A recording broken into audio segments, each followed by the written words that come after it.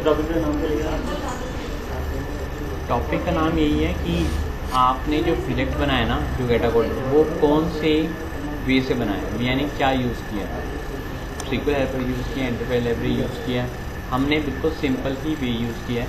हमने CS में code किया है, ठीक है।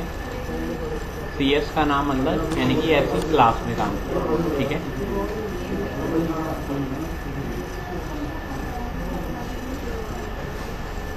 तो इसमें भी वही सेम वे है आपका कि आप इंटरफेस बनाओगे,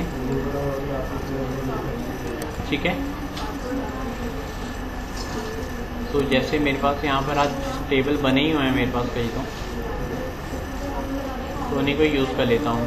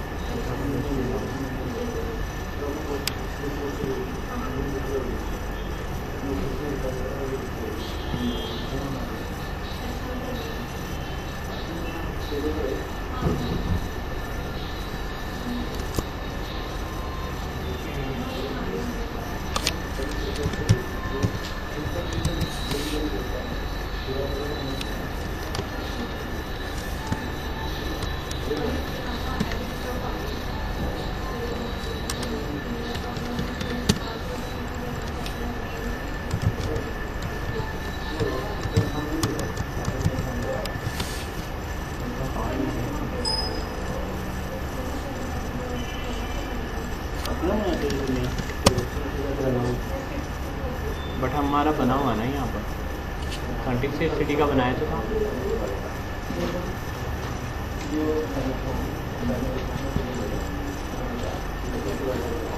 जिसमें 36 सिटी का बताया था वो किसके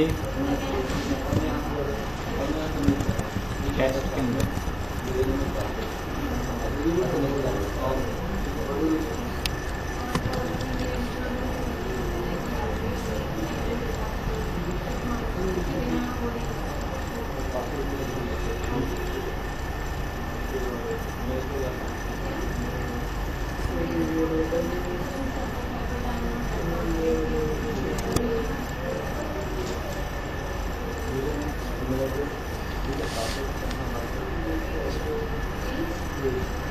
इसको प्राइमरी की और आइडेंटिटी ग्रुप किया हुआ है इसका।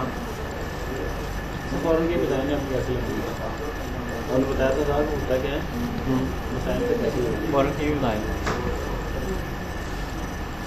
एक ना सिंपल सी अलग बनाता हूँ इसको।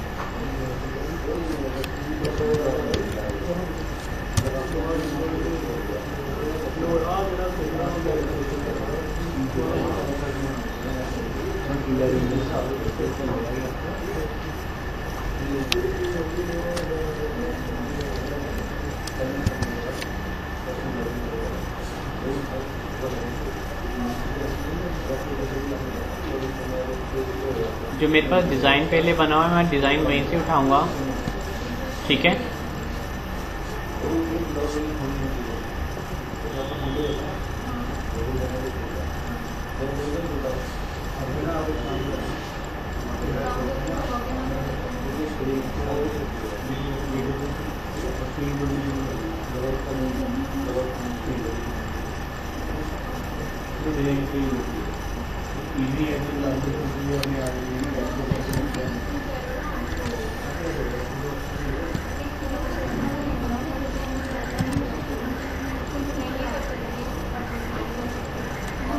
ठीक, तो सिंपल ही है मेरा, ठीक है। टेबल के लिए एक यहाँ पर लिस्ट बॉक्स भी लगाया है मैंने। सेव का इवेंट फाइल का देता हूँ, अपडेट का, डिलीट का, कैंसिल, ठीक है। सबसे मेन चीज़ है हमारी यहाँ पर वो लॉजिक लिखना, ठीक है। सो ऐड न्यू आइटम, यहाँ से आप लोगे क्लास, ठीक है। और ऐड, ये आपसे एक चीज़ पूछेगी कि ये जो आपकी क्लास एक स्पेशल फाइल है ये ऐप अंडरस्कोर कोड फोल्डर में आए। आप कहोगे हाँ, ठीक है, उसको हमेशा इसी के अंदर रखना है। उसके बाद इसके अंदर जो भी डाटा था मैंने वो डिलीट कर दिया।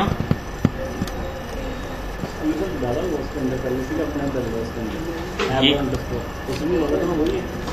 हाँ, उसने आपको ही खुद किया उसने, ऐप अंडरस्कोर कोड के अंदर खुद फाइल डाली। उसने हमसे पूछा ना यस, मैंने कहा यस, तो वो डाल एक फाइल हमने वो भी डाली मुझे हेल्पर, SQL हेल्पर। क्यों? क्योंकि उसकी एक्सटेंशन भी .cs अच्छा इसी में डालेंगे, हमेशा इसी में डालना, ठीक है। तो यहाँ से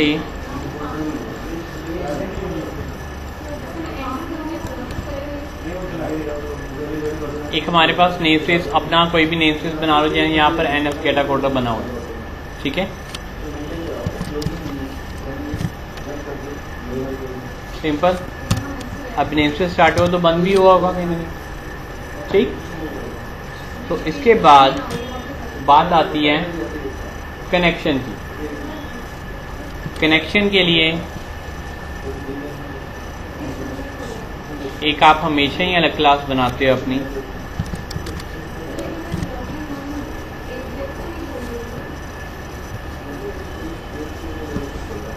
इसको मैं बिल्कुल सिंपल ही बना देता हूँ जैसे हम नॉर्मली यूज करते हैं।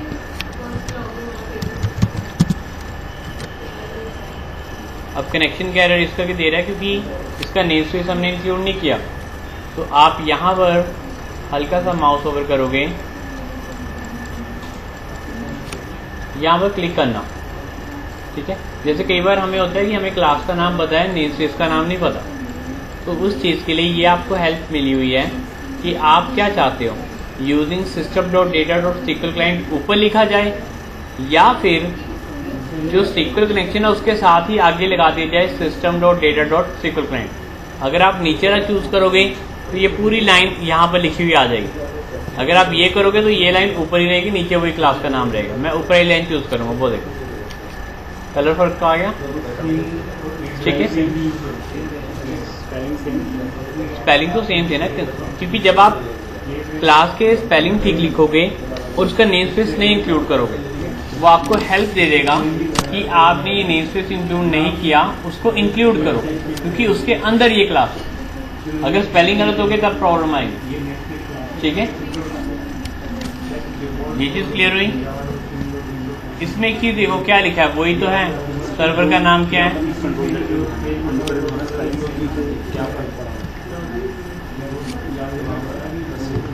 देखो ये स्पेलिंग बिल्कुल ठीक है, SQL कनेक्टेड। यहाँ पर किया, ऊपर देखो, यहाँ पर देखना वेब है ना, वो ऊपर लिख रहा है,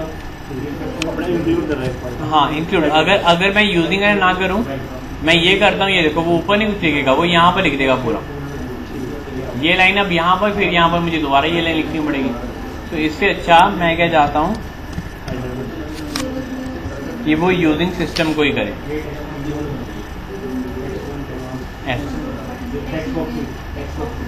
फिर वही कंस्ट्रक्टर के अंदर मैंने क्या किया है,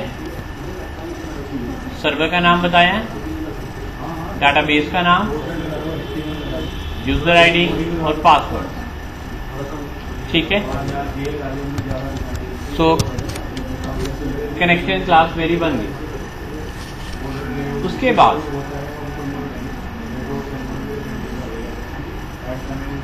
हम बनाते हैं इंटरफेस।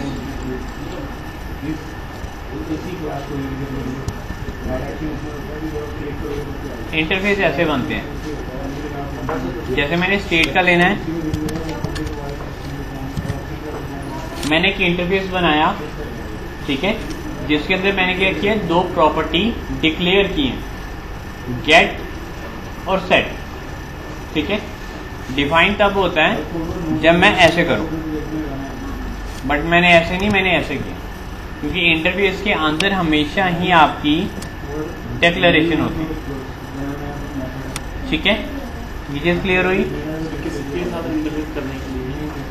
इंटरफेस आप बनाते हो इस चीज़ के लिए ताकि आप उसके अंदर प्रॉपर्टीज बना सको, ठीक है। आप इंटरफेस के अंदर मेथड भी बना सकते हो, प्रॉपर्टीज भी बना सकते हो। जब हमें पूरी की पूरी एक प्रॉपर्टी क्लास यूज़ करनी है तो उसके अंदर मुझे इंटरफेस चाहिए।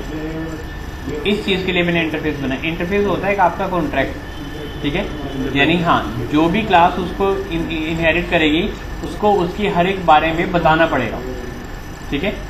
तो ये इंटरफेस के अंदर उतने ही मेंबर लेने हैं आपने जितने आपके डाटाबेस में होंगे। जैसे यहाँ गेटा कोडर है, यहाँ गेटा कोडर ही देख लेते हैं। जो टेबल है 2 है, कंट्री कोड और कंट्री नेम। तो आप एक चीज नोटिस करोगे, CNT कोड और CNT नेम जो कॉलम के नेम है वही सेम यहाँ पर मैंने इंटरफेस के नाम लिखे, ठीक है। ताकि मैं चाहता हूँ कि जब मैं वैल्यू दूंगा या उठाऊंगा इन मेंबर्स को दूंगा और ये मेंबर्स आगे देंगे, ठीक है। तो इंटरफेस के अंदर सिर्फ स्ट्रक्चर होता है, बॉडी नहीं होती। जैसे ये देखो, ये स्ट्रक्चर है, गेट क्या कर रहा है, सेट क्या कर रहा है, कुछ नहीं बताया, ठीक है। फिर एक क्लास होती है जो इनकी प्रॉपर्टीज बनाती है।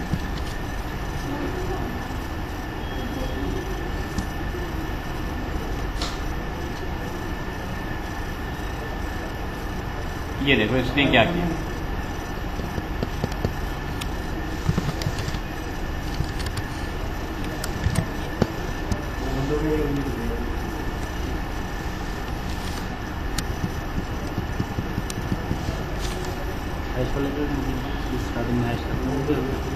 ये आपकी प्री प्रोसेसर डायरेक्टिव होती है, यानी ये प्रोसेसिंग होने से पहले ही चलते हैं।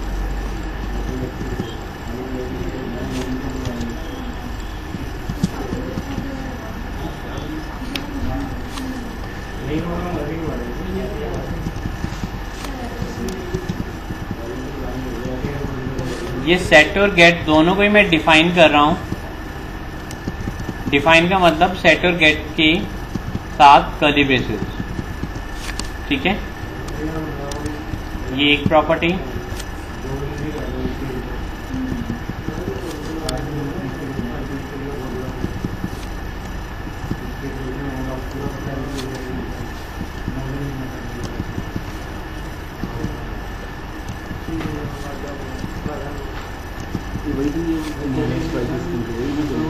बिल्कुल। ये देखो यहाँ पर मैंने इंटरफेस को इनहेरिट कर लिया। इंटरफेस के अंदर 2 मेंबर थे, ये और ये देखो ये नाम मैंने इस पे किया, ये नाम, ये देखो ये भी ग्रे हो गया ना, क्यों? क्योंकि ये और ये सेम ही चीज है, ठीक है। ये जो प्रॉपर्टी है, ये जब मैं इस प्रॉपर्टी को वैल्यू दूंगा वो वैल्यू जाएगी CCD के पास, जो कि इस क्लास का मेंबर है। ये देखो, यानी जब भी मैं किसी चीज को सिलेक्ट करता हूँ ना, उसके बाकी रेस्ट ऑफ द मेंबर जो सेम होते हैं वो वहीं पर नजर आने शुरू हो जाते हैं। मैं यहाँ पर इसको सिलेक्ट किया, वो देखो नीचे ये आ गया, क्यों? क्योंकि ये नाम और ये दोनों चीजें बिल्कुल सेम है, ठीक है। अगर यहाँ पर C आप बड़ा कर दो और यहाँ C छोटा कर दो तो एरर, क्योंकि आपने इंटरफेस को इनहेरिट किया है और उनके दोनों ही मेंबर्स को आपने यहाँ पर डिफाइन किया है। यानी कि जब आप CNT नेम को वैल्यू दोगे वो किसको देगा? CNM को। अगर वैल्यू रिटर्न करवाओगे तो वो CNM से ही वैल्यू रिटर्न करवाएगा। जो आपके 2 यहाँ पर उन्होंने क्लास लेवल पर प्राइवेट मेंबर बनाए, ठीक है। ये आपकी प्रॉपर्टी क्लास थी, ये आपका एक इंटरफेस था। बात यही है, ये भी इंटरफेस है, इन्होंने भी इंटरफेस को इम्प्लीमेंट करके उनकी प्रॉपर्टीज को बनाया है। बट फर्क इनमें और इनमें ये है, इनके पास डेफिनेशन नहीं है और इनके पास डेफिनेशन है। ये किन को वैल्यू देंगे और किन से वैल्यू लेंगे, ठीक है। फिर बनती है आपकी एक मेन क्लास जिसमें आप सेव का कोड लिखते हो।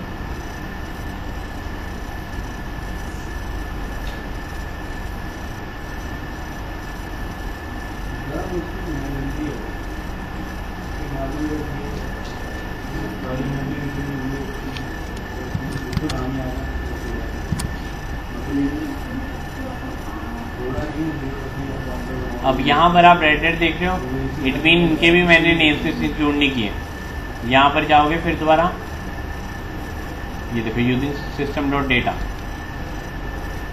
सारे हटने शुरू हो गए। ठीक, अब ये कोड क्या है?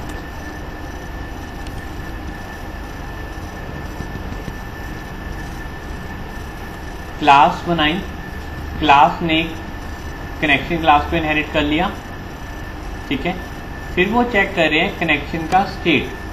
क्लास के अंदर एक सेव मेथड बनाया जो एक पैरामीटर ले रहे किस टाइप का, ये क्लास के टाइप का, और ये क्लास का टाइप आपका ये रहा, ठीक है। यानी कि जब भी आप सेव को कॉल करवाओगे, आप इस क्लास का ऑब्जेक्ट पास आउट करोगे, वो ऑब्जेक्ट इस पी के पास आएगा। और ये मैंने स्टोर सीजर यूज किया हुआ है, ये कनेक्शन के बारे में बताया हुआ है, ये भी बताया जो कमांड टाइप और स्टोर सीजर है। सेव के लिए हमें यही पैरामीटर को वैल्यू चाहिए। ये पैरामीटर की वैल्यू कहाँ से आएगी? p.cnt name. और ये पी के अंदर ये मेंबर कहाँ से आया? क्योंकि ये मेंबर आपके इसमें बना हुआ है, देखो मैंने सिलेक्ट इसको किया है, हाईलाइट वो भी हो गया। क्यों? क्योंकि ये मेंबर है कहाँ से? यहीं से, ठीक है। और जब आप फ्रंट एंड से जब सेव को कॉल करोगे, आप इनकी प्रॉपर्टीज को सेट करोगे और ऑब्जेक्ट पास आउट करोगे, और उसी ऑब्जेक्ट से दोबारा उसने प्रॉपर्टी से वैल्यू उठाकर आगे पैरामीटराइज को दे दी जाएंगी। देन लास्ट में एग्जीक्यूट, ताकि आपकी क्यूरी एग्जीक्यूट हो जाए और जो cmd.dispose के बाद जो रिसोर्सेज से वो खत्म हो जाए और कनेक्शन बंद हो जाए दोबारा, ठीक है। लिखने को ना हम ये सारा काम, पूरा का पूरा काम इस इधर भी कर सकते थे, यहाँ पर, ठीक है। बट ये जो आपकी थीटा आर्किटेक्चर अप्रोच होती है ना, भी डिज़ाइन टाइम वहाँ है, बिजनेस लेयर वहाँ है, तो उस चीज़ के लिए ये ज़रूरी है, ठीक है। सो सेव में आपने ये बताया है कनेक्शन अगर क्लोज है तो ओपन हो, कौन सा स्टोर सीजर है पहले बना हुआ है, उसको कौन सा पैरामीटर चाहिए, उसकी वैल्यू वहाँ से आएगी, और ये। और अब जब मैं इसको कॉल करवाऊंगा, मैं इन्हीं के दो ऑब्जेक्ट्स बनाऊंगा। एक तो पहले मैं यहाँ पे लिखूंगा यूजिंग ns गेटाकोडर। क्यों? क्योंकि इस क्लास के अंदर जो ये क्लास है, ये CLSCNT, ये है एक्चुअली किसके अंदर? ns गेटाकोडर के अंदर है। ये देखो, मैं डायरेक्ट इस क्लास को कॉल नहीं कर सकता हूं क्योंकि ये इसके अंदर है। तो अब मुझे एक इस क्लास का ऑब्जेक्ट बनाना और एक इस क्लास का। इस क्लास का ऑब्जेक्ट क्यों बनाना है? क्योंकि इस क्लास के अंदर जो मेथड्स है ना, उनको इस ऑब्जेक्ट का पैरामीटर चाहिए, ठीक है। तो यहाँ पर मैंने क्लास लेवल पर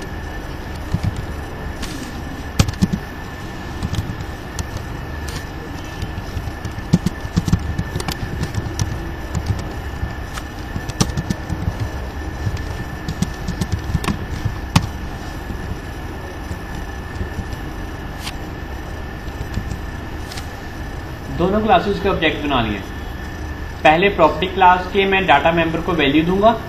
देखो जैसे यहाँ पर दिया CNT PRP, ये ऑब्जेक्ट का रेफरेंस इसके अंदर आ जाए। डॉट, ये देखो CNAME, ये वैल्यू ये प्रॉपर्टी बनी कहाँ से है? यहीं से आई है। क्यों? क्योंकि इसके अंदर मैंने ये दो मेंबर बनाए हुए, ठीक है। ये बात क्लियर हुई? ये यहाँ से वैल्यू उस प्रॉपर्टी को देगा। अब यहाँ पर देखो CNT.CNAME, वैल्यू उठा रहा हूँ मैं यहाँ पर TXT, टेबल का क्या नाम होगा, टेक्स्ट बॉक्स का नाम देख लेते हैं। टेक्स्ट बॉक्स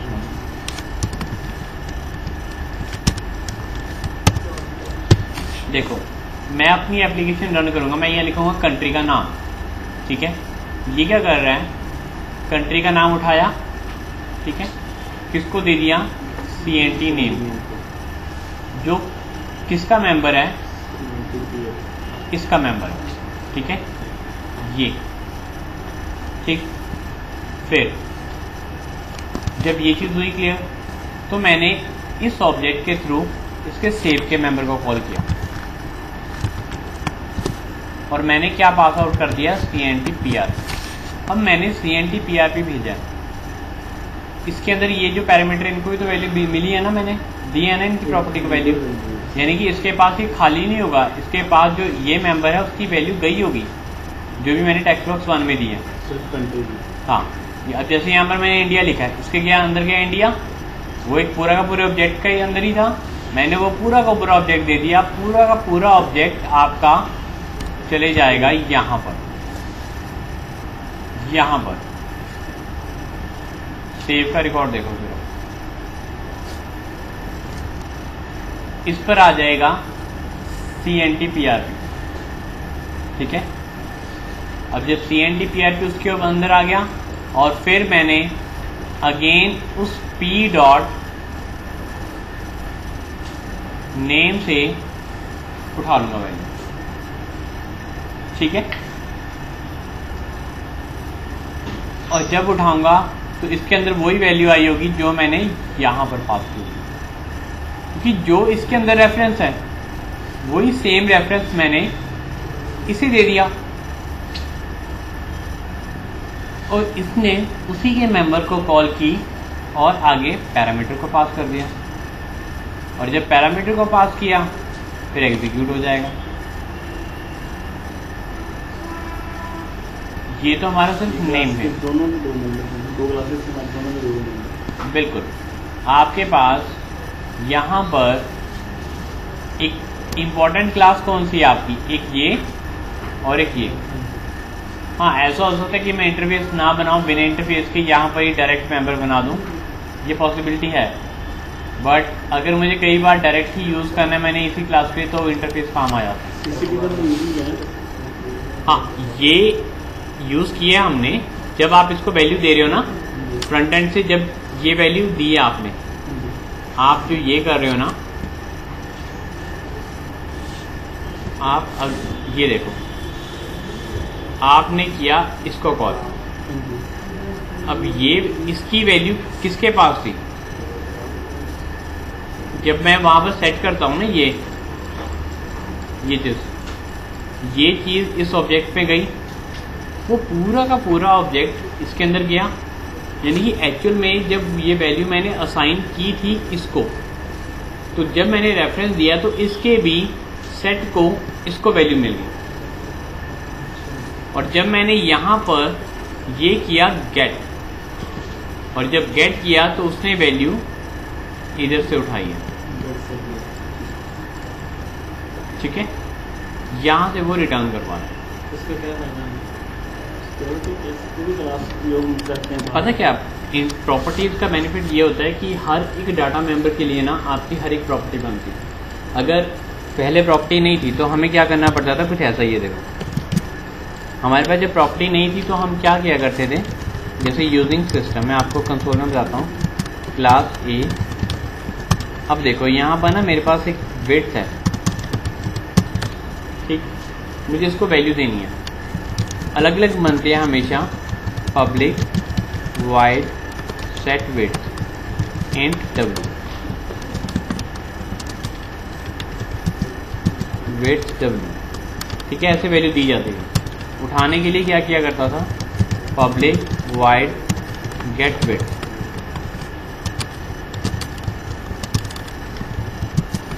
रिटर्न विड्थ, ठीक है, ये लिखना पड़ता था। अब जैसे मेन के अंदर कॉल करवाइए,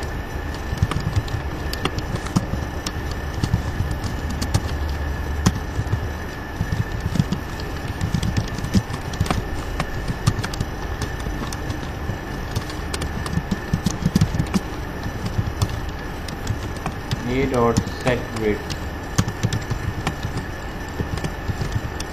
20, ए डॉट गेट विड्थ, ये आपको कुछ रिटर्न करवाएगा। फिर रिटर्न टाइम में डाल देता हूँ,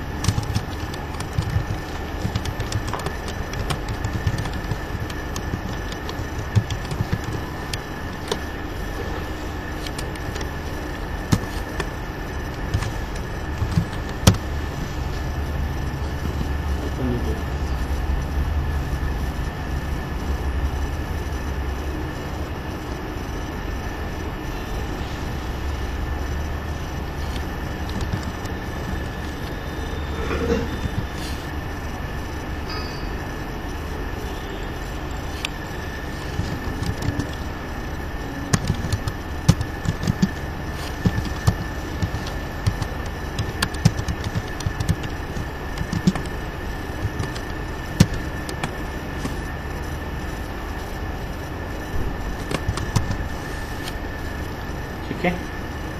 बट जब प्रॉपर्टीज़ आई उन्होंने क्या किया, उन्होंने इतना कोड से हमें हटाकर सिर्फ पब्लिक इन प्रॉपर्टी का नाम कुछ भी दे दो। मैंने विड्थ दिया है तो है, बट इस डब्ल्यू में और इस डब्ल्यू में फ़र्क है, ये छोटा है ये बड़ा है, ठीक है। अगर आप विड्थ को कॉल करो जब असाइन कर रहे हो इस विड्थ को, क्योंकि ये पब्लिक है ये प्राइवेट है, ठीक है, तो वो सेट कर दे वैल्यू किसके अंदर, ये जो वेरिएबल,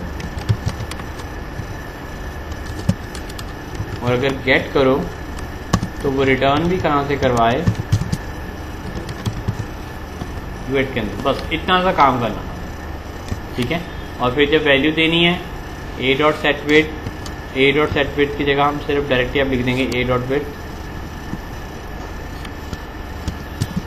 कोड कॉम्पैक्ट हो जाता है आपका और हर एक इंडिविजुअल के लिए अलग अलग बन जाता है। ये दो मेथड नहीं बनाने पड़े, ए डॉट वेट, सिर्फ एक ही प्रॉपर्टी बनानी पड़ी जो सेट भी कर रही हो जो गेट भी कर रही हो, ठीक है। ठीक, यानी कि डेटा मेंबर्स को वैल्यू देने के लिए आपकी प्रॉपर्टीज भी बन जाती है, ठीक है। तो ये वही काम किया हुआ है, ये डाटा मेंबर्स हैं, इनको प्रॉपर्टी वैल्यू मिल रही है, प्रॉपर्टीज को हम वैल्यू दे रहे हैं डायरेक्ट, वो आगे इसको देते हैं और उठाना होता है तो इजी से उठाते हैं, ठीक है।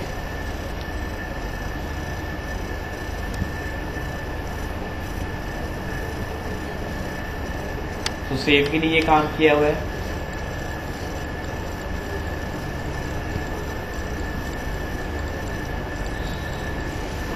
अब जरा रन करके देख लेते हैं।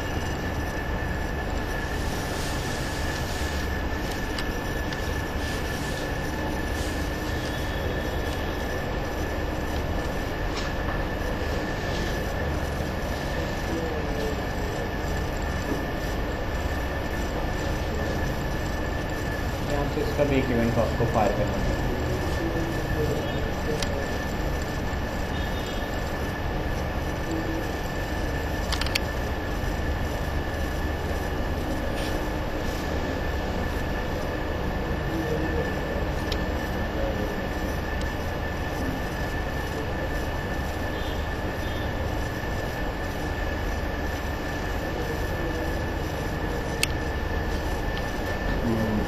Object data source.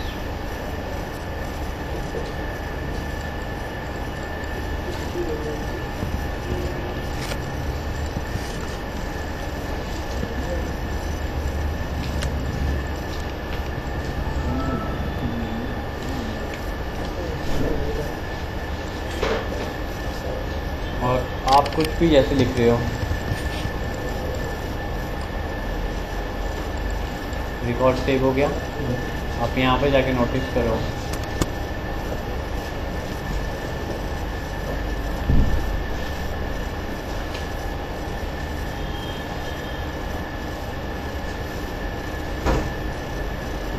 ये देखो, यानी सारी की सारी जो पूरा ऑल राउंड घूम रहा है वो सिर्फ इस क्लास के लॉजिक के अंदर ही है। अगर इस क्लास का लॉजिक आप एक बार या दो बार कर लोगे ना, क्लियर हो जाएगा। फिर उसके बाद अपडेट के लिए फिर उसको दो पैरामीटर चाहिए होते हैं, सेम वही कोड है, ये देखो दोबारा वही चीज़ लिखी है, जहाँ एक पैरामीटर था वहाँ दो पैरामीटर ऐड कर दिए, सेम वही चीज़ यहाँ पर CLS CNT PRP, यहाँ पर P, ठीक है, सेम उसी वे से वैल्यू उठाई हुई है। यानी अगर आप एक सेव का भी कोड कर दो ना तो सारा हो जाता है। अब चलो ऐसे करो, फिर आप यहाँ पर ना हर एक पीसी पर खुद एक टेबल बनाओ और एक सेव का कोड ऐसे करके दिखाओ, करो,